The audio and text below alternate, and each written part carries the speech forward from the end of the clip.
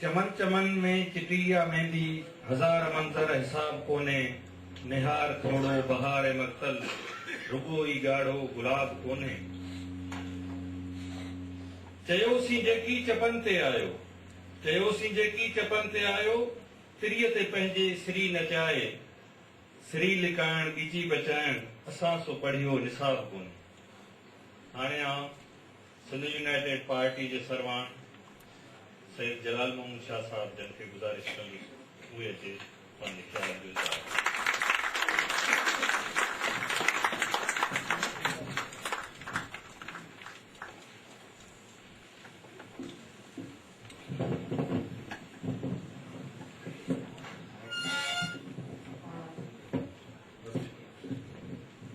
बिस्मिल्लाहिर्रहमानिर्रहीम। स्टेज ते वेठल असांजा गाहा रामेश्वर साईं रोचीराम साहब, जनाब असांजा मोहतरम अदीब साईं अहमद अली साहब, मोहतरम साईं मोहम्मद उमरानी साहब, हिन मौज़ू ते ॻाल्हाईंदड़ असांजी नज़रियाती कमेटी जा सरबराह साईं गुलाम शाह साहब, मौलवी अंस साहब, हमीद सब्ज़ोई साहब ऐं हिन हाल मां आयल सभु दोस्त, अस्सलाम वालेकुम।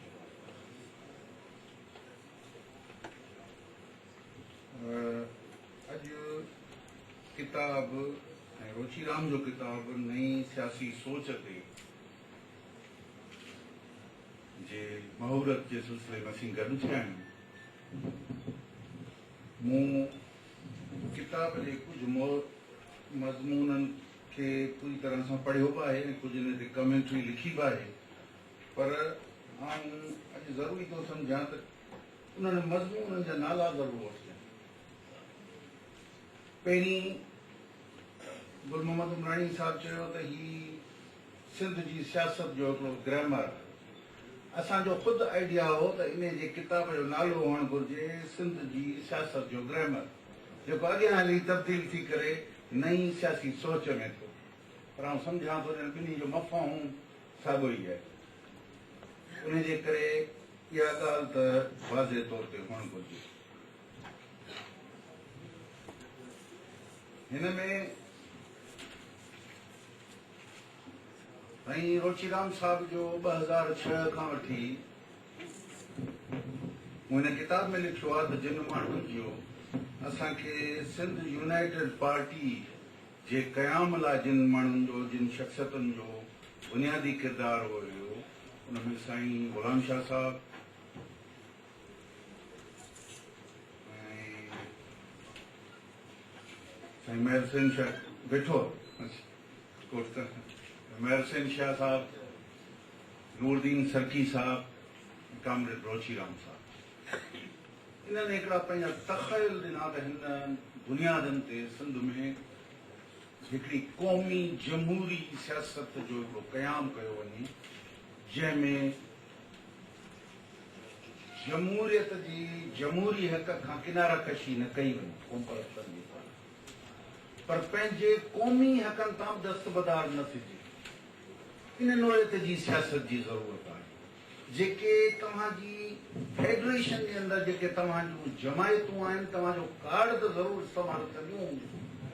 पर न हुननि जे प्रोग्राम में, न आइडियोलॉजी में, न प्रोग्राम मां, न ई तव्हांखे को क़ौमूं मञनि थियूं, न मां को जॾहिं तव्हांखे क़ौमी नथियूं मञनि त तव्हांजा क़ौमुनि जा हक़ बि कोन थियूं आहिनि। उन्हनि जा हक़ छा आहिनि? असीं सम्झूं था ही फेडरेशन ऑफ पाकिस्तान ही घण क़ौमी मुल्क आहे। हिननि असां गॾिजी करे हिकिड़ी क़ौम जे तख़यल ॾांहुं हिकिड़े प्रोसेस में असांखे बंझणो हो। असां पंहिंजी क़ौम खे सरेंडर करे क़ौमियत बणियासीं, पर क़तई तौर ते पंहिंजे सियासी, इक़्तिसादी ऐं सक़ाफ़ती हक़नि तां दस्तबरदार न थियासीं ऐं न ई थियणु चाहियूं। उन जे करे इन्हनि जे मातहत असीं फेडरेशन ऑफ पाकिस्तान रहणु चाहियूं।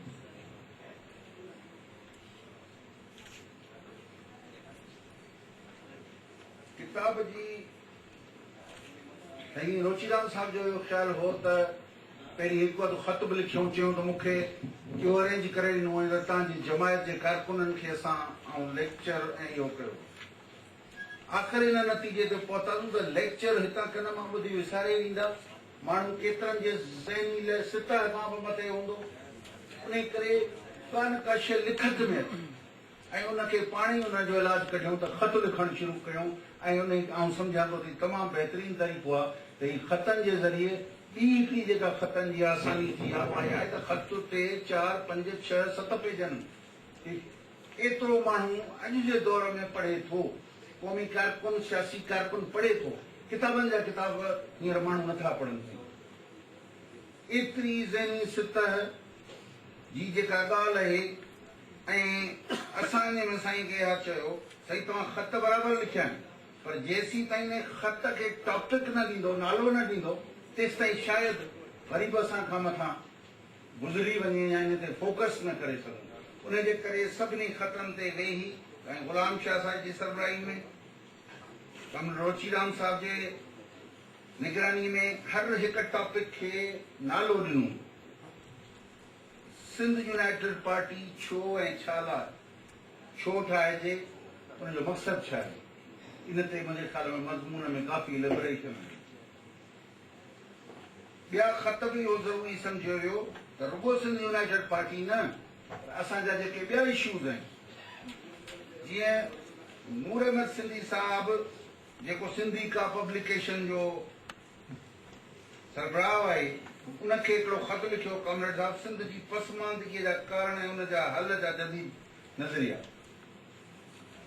जदीद ज़रिया उहो उन पंहिंजे किताबचो हो उन ते प्रोग्राम बि कयो हो ऐं उन ते कमेंट्री हुई जेका तमामु सुठे नमूने सां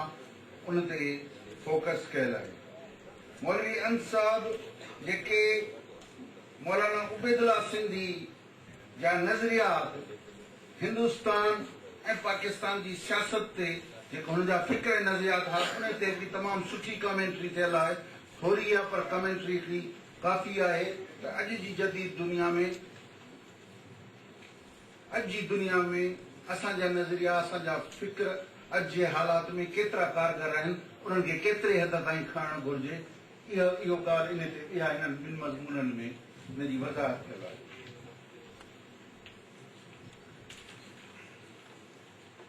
हिकिड़ो त पाकिस्तान जी मालिकीअ में बराबरी इन हवाले सां हिकिड़ो तमामु सुठो मज़मून आहे जेको 2011 में साईं लिखियो मूंखे ख़त ऐं उन में सॼो इहो केस आहे त असां फेडरेशन में कीअं हिसेदारी करियूं असां केतिरी घुर करियूं ऐं उन में मालिकीअ में बराबरीअ जी हिसेदारीअ जी घुर करियूं इहो हिकिड़ो सुवाल आहे इन ते काफ़ी दिलचस्प बहस थियल आहे हिन मज़मून में आउं सम्झां थो इहो बि असांजी सियासी रहनुमाई इलाही करे थो सिंध यूनाइटेड पार्टीअ जी फिलॉसफीअ में असां इहो ज़रूरी सम्झो त जेका पार्टी ठाहियूं था उनखे पंहिंजो नुक़्ते नज़र हुजे उनखे हिकिड़ो पंहिंजो सियासी प्रोग्राम हुजे उनखे पंहिंजो विजन हुजे ऐं सम्झां थो त साईं जे हिन किताब मां असांखे तमामु घणो विजन मिलियो ऐं इन विजन जे नज़र में असां पंहिंजूं काफ़ी शयूं दुरुस्त बि कयूं आहिनि केतिरियूं असां खां ग़लतियूं हुयूं काफ़ी असांखे कंफ्यूजन्स हुयूं नज़रियाती कंफ्यूजन्स हुयूं उहे काफ़ी हद ताईं दूर थियूं ॿियो जेको आहे त पाकिस्तान में क़ौमी हक़नि खां इनकार जो नतीजो यानी पाकिस्तान जी फेडरेशन में तारीख़ी जेके असांजे क़ौमूं आहिनि उन्हनि जे हक़नि खां इनकार जे नतीजे में अॼु पाकिस्तान किथे पहुतो आहे इन ते हिकिड़ो थारोली सुठो हिकिड़ो बहस कयल आहे ऐं आउं सम्झां थो इहो बि असांजे सियासी कारकुननि जे पढ़ण जे लाइ हिकिड़ो कारगर मज़मून आहे तहरीक पाकिस्तान ऐं नज़रिए पाकिस्तान जी ग़लति ताबीर ऐं उनजो इस्तेमालु इन ते बि मुख़्तलिफ़ लिखंदा रहिया आहिनि राइटर्स उर्दूअ में सिंधीअ में काफ़ी रहिया पर हिनखे ॾाढो हिकिड़ो सिस्टमेटिक जीअं उमराणी साहिब चयो त बाबा फिलासफ़ीअ जी ख़ुशियत इहा आहे त मुश्किल शइ खे आसान करे पेश कनि कामरेड जे हिन सॼी हिन ॻाल्हि में आहे तमामु मुश्किलनि खे तमामु आसान लैंग्वेज में करे हिननि पेश कयो आहे जंहिंसां तव्हांखे सम्झणु ऐं तव्हांजी ज़हनी सतह बि वधे थी ऐं तव्हांजी यानी आसानी बि थिए थी हिकिड़ो ॿियो जेको सुवाल आहे त जेको मज़मून आहे उहो आहे त फ़ाल सियासी जमायतुनि खां सवाइ हक़ीक़ी जमहूरियत नामुमकिन। उहो बि ॾाढो तमामु दिलचस्प हिकिड़ो सुठो बहस आहे। उहो इहो आहे त जे अगरि फ़ाल सियासी जमायतूं न हूंदियूं, जेका जमहूरियत असांजे मुल्क में जेका जमहूरियत जंहिंखे थो चइजो वञे, असीं हुनखे कंट्रोल डेमोक्रेसी था चऊं, उहा कंट्रोल डेमोक्रेसी में सियासी कारकुन जो कहिड़ो किरदारु, सियासी कारकुन जो फ़ाल सियासी जमायत हुअणु जेको आहे हिकिड़ो इदारो आहे, सियासी जमायत हिकिड़ो सियासी इदारो आहे। अगरि उहो असांजो फ़ाल सियासी जमायत ऐं इदारो न आहे त उन में उन खां सवाइ जमहूरियत मुमकिन ई कान्हे। इन ते सुठो ख़ासो बहस कयल आहे। मुंहिंजे ख़्याल में मज़मून पढ़ण जो आहे। ऐं मुआशी समाजी ऐं सियासी ओसर जा जदीद फ़क्र ऐं फ़लसफ़ा इहो बि आहे त दुनिया में हींअर कहिड़ा मुआशी ओसर जा जेके मुआशी ऐं समाजी ओसर में जदीद जेके नज़रिया कहिड़ा मुतारिफ़ थिया आहिनि, कहिड़ा फेल थी चुका आहिनि, कहिड़ा कामयाब थिया आहिनि, कहिड़े तरफ़ असांखे वञणु घुरिजे, इहे जदीद मुंहिंजे ख़्याल में इहो बि मज़मून सियासी कारकुन जे पढ़ण जे लाइ सम्झ जे लाइ ज़रूरी आहे। ॿियो त यूपी मां आयल जे कल्चरनि जो सिंध जे कल्चर सां टकराव, इन ते बि हिकिड़ी नंढी हिकिड़ी स्टडी आहे। उन में उहो आहे त उन्हनि जी कल्चरल कीअं टकराव कयो वियो, करायो वियो, या आइडियोलॉजी में कीअं करायो वियो, इन ते बि हिकिड़ो सुठो बहस आहे। ऐं सम्झां थो इहो बि मज़मून पढ़ण खां पोइ तव्हांजो विजन वधीक बहितर थींदो। सिंधी वोटर जी नफ़्सियात ऐं उनजो समाजी किरदारु, यानी असांजो जेको असीं जमहूरी सियासत कयूं था, माना वोट जी सियासत। वोट जी सियासत महिल आम माण्हूअ जे दिलि में कहिड़ियूं ख़्वाहिशूं थियनि थियूं, कहिड़ा प्रोग्राम थियनि था, हू छा चाहे थो, हू छा सियासी पार्टी खां तवक़ो करे थो, हुनजे ज़हन में कहिड़ा ख़लफ़शार ऐं वसविसा थियनि था। आउं सम्झां थो निहायत दिलचस्प बहस आहे। ऐं गॾो गॾु इन सां नफ़्सियात जा जे मसइलनि खे बि हिनखे गॾो गॾु बहस में आंदल आहे। मज़बूत मर्कज़ जा बुनियाद परत फिक्री बुनियाद ऐं तारीख़ी क़ौमुनि या सूबनि जो सेक्युलर वजूद, उहो सवेर साईं गुलाम शाह शायदि इन ते थोरी मुख़्तसर रोशनी बि विझो हुयो। उहो इहो आहे त यानी पाकिस्तान जा जेके सूबा आहिनि, जेके 1940 जी करारदाद मौजूदु था चऊं या जंहिं मौजूदु चऊं था असां पाकिस्तान इहे फेडरेशन ऑफ पाकिस्तान ठाहियूं, उन्हनि जे उहे सूबा बुनियादी तौर ते सेक्युलर ख़्यालनि जा आहिनि, उन्हनि जी अवाम सेक्युलर ख़्यालनि जी आहे। पर छो त हिन रियासत जो क़याम में हिकिड़े बुनियाद परस्तीअ जा अंसर दाख़िल थी विया, जंहिंजे नतीजे में हिकिड़ो काफ़ी हिकिड़ो वॾो तज़ाद हले थो त इहा बुनियाद परस्त रियासत आहे। हक़ीक़त में ईअं न आहे। हक़ीक़त में ईअं न आहे। जीअं इहो आहे त हुनजी सेंट्रल गवर्नमेंट बुनियाद परस्तीअ खे सपोर्टर या थी ज़रूर ईंदी रही आहे, पर उन जूं सूबाई या जेके हुकूमतूं आहिनि या सूबाई जेको स्ट्रक्चर आहे उन में कंहिं क़िस्म जी बुनियादी फ़िक्र कोन्हे। उन जे करे इन ते सुठो बहस थियल आहे। पाकिस्तान जी तहरीक जा फ़र्क़ ऐं असांजी वोटर जी नफ़्सियात, इन में बि ॾाढो दिलचस्प बहस थियल आहे। गॾो गॾु ॿिया कुझु इशूज़ जेके त असां इल्म अकुल ऐं दानाई ऐं ॾाहप जे ज़रिए असीं पंहिंजा रस्ता ऐं मंज़िलूं मक़सद मुतयन करे सघूं था। इहो मूं लिखियो आहे पंहिंजे कमेंट्रीअ में। पर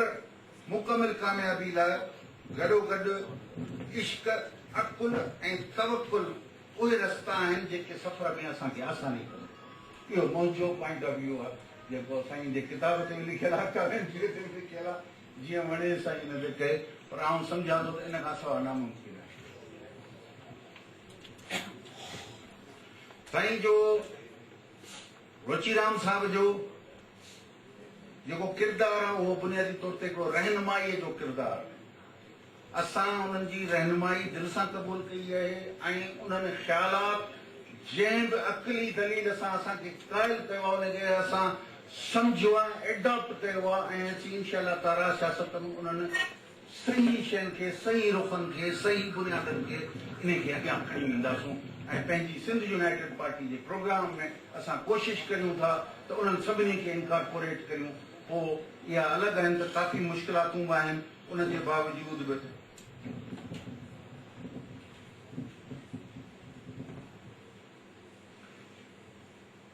साईं अहमद जलील साहब हिकिड़ो सुवाल उथारियो हुन ते मूंखे शायदि आउं थोरी क्लियरिफिकेशन करियां त जेॾी महिल पाकिस्तान ठहियो थिए वेझड़ में त उन वक़्त में अंग्रेज़नि जे अॻियां कंहिं बि इहो केस कोन रखियो त सिंध जी हैसियत में पता थियो उनखे वापसि उन पोज़ीशन ते बहाल कयो वञे मुंहिंजे ख़्याल में त कैबिनेट मिशन इन जे लाइ 1946 में आख़िरी आयो हो जंहिंमें साईं जीएन सद इहो केस रखियो आहे कैबिनेट मिशन जा जेके डॉक्यूमेंट्स आहिनि उन्हनि में इहा ॻाल्हि आयल अथव जंहिंमें आहे त इहा हुननि इहो चयो त असांखे सिंध खे अलॻि फतह कयो जे अगरि तव्हां कंहिं बि क़िस्म जो अगरि तो तव्हां को फेडरेशन्स ठाहियो था त सिंध खे आज़ादु छॾियो त जीअं वणे तीअं कयो इहो कैबिनेट मिशन जो पेपर्स बि आहिनि ब्रिटिश पेपर्स आहिनि मुंहिंजे ख़्याल में खादिम सुमरे साहिब जी किताब में उहे इनकॉर्पोरेट थियल आहिनि उहे डॉक्यूमेंट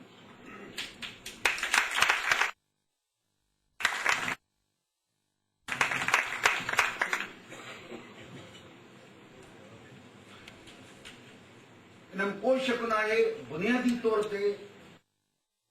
जेके सिंध यूनाइटेड पार्टी आहियूं असांजो ख़्वाबु आहे असांजो ख़्यालु आहे त फेडरेशन ऑफ पाकिस्तान में सिंध जी माण्हुनि जी तरक़ी माण्हुनि जी ख़ुशहाली माण्हुनि जो मयार ज़िंदगी बुलंद करियूं माण्हुनि खे अॻियां खणी वञूं इहो असांजो प्रोग्राम आहे असांजे माण्हुनि खां सवाइ त हीअ सिंध कंहिं कम जी कान्हे असांजा माण्हू जे हुन में तरक़ी नथा कनि त कोन जे अगरि आज़ादु सिंध थिए थी ऐं इहे ई हुकुमरान जेके वेठा आहिनि त अहिड़ी आज़ादु सिंध कोन थी खपे हेड़ा आसिफ ज़रदारी जहिड़ा हुकुमरान हुजनि इहा हुकुमरानी अगरि हुजे इहा आज़ादी असांखे अञा वधीक तबाहीअ जी तरफ़ वठी वेंदी असीं कतई तौर ते इहो असांजो ख़्यालु कोन्हे असीं अहिड़ी सिंध चाहियूं जो माण्हू तरक़ी पज़ीर हुजे असांजो माण्हू ख़ुशहाल हुजे हिन मुल्क जा हिन धरतीअ जा वधि में वधि वसाइल तेल जा गैस जा टैक्सिस जा सभु जेके वसाइल आहिनि उहे असांजे माण्हूअ ते सर्फ थियनि जीअं हिननि जो मयार ज़िंदगी बुलंद थिए बुनियादी खाको त इहो आहे तसवुरु आहे आज़ादीअ जो मतिलबु कोन्हे त आज़ादी हर क़ीमत ते आज़ादी चाहे उहा असांजे नुक़सान में हुजे चाहे असांजी तबाहीअ में हुजे असांखे उहा खपे जेका आज़ादी आहे सिंध ख़ुशहाली जे अगरि ख़ुशहाली जो फिक्र सिंध यूनाइटेड पार्टीअ वटि हिकिड़ो प्रोग्राम आहे विजन आहे ऐं इंशाअल्लाह ताला इन जे तौर असां इन प्रोग्राम खे अॻिते खणी ईंदासूं असां दावा कोन था करियूं त इहा कयूं पर असांजो हिकिड़ो ईमान ऐं असांजो ईमान आहे त सिंध खे असां हिकु मुआशिरे बहितर मुल्क जे सूबे बहितर मुल्क जे हिसे बहितर फेडरेटिंग यूनिट जे असीं हिन मुल्क में असीं पंहिंजो पाण मञाईंदासूं हक़ पंहिंजा असीं पंहिंजे